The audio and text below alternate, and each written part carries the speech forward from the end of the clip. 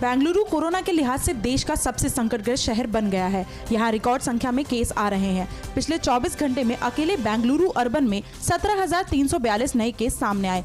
मौत की संख्या भी डराने वाली है। शहर में एक दिन में महामारी ने 149 लोगों की जान ले ली। इस वक्त बेंगलुरु में 1,62,000 से ज्यादा एक्टिव केस हैं।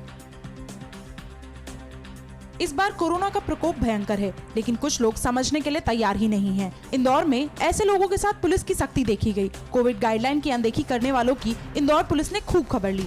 मध्य प्रदेश में कोविड के सबसे ज्यादा मामले इंदौर में ही आ रहे हैं। यहाँ पिछले 24 घंटे में 1813 नए केस सामने आए हैं।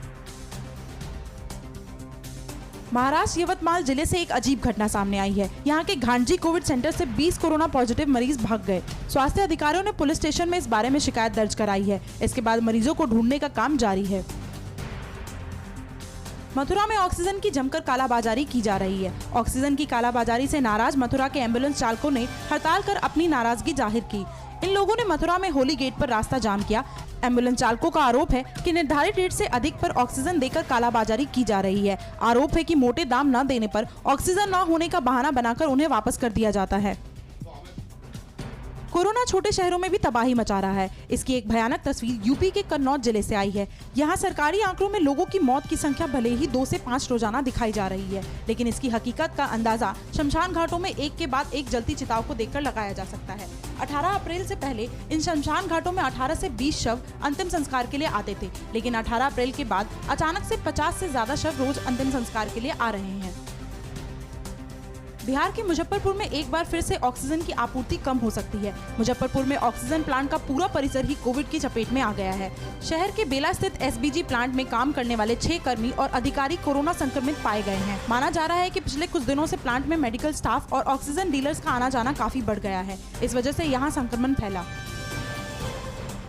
रेलवे के 3,816 कोच कोविड मरीजों के लिए तैयार किए गए हैं। इस बात की जानकारी भारतीय रेल विभाग ने दी है। रेल मंत्रालय ने कहा है कि ये सारे कोच अलग अलग राज्यों से तैयार है और राज्य सरकार की मांग के हिसाब से इन्हें लगा दिया जाएगा। ऐसे ही 21 कोविड केयर कोच महाराष्ट्र के नंदुरबार जिले में लगा भी दिए गए हैं, जिनमें 47 मरीजों को भर्ती किया जा चुका है। दिल्ली के शकूर बस्ती और आनंद विहार में भी रेलवे ने ऐसे कोच लगाए हैं।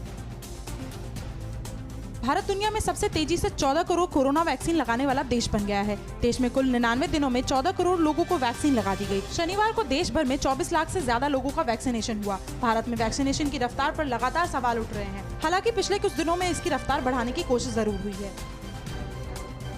तेजस्वी यादव ने देश की सेलिब्रिटी जमात के लिए बेहद कड़े अल्फाज कहे हैं और उनसे सवाल किया है। तेजस्वी ने सेलिब्रिटीज को कायर कहते हुए पूछा है कि अब आपका ईमान, आपकी आत्मा और आपका दिल कहाँ है? थोड़ी रीढ़ की हड्डी दिखाए और सरकारी लापरवाही से देश में जो मौतें हो रही हैं उस पर भी कुछ कहे। तेजस्वी ने कहा है कि ये वही लोग हैं जिन्होंने किसानों के मुद्दे पर पेड और फेक चिंता जाहिर की थी और इसे देश का आंतरिक मामला कहकर सरकार का बचाव किया था।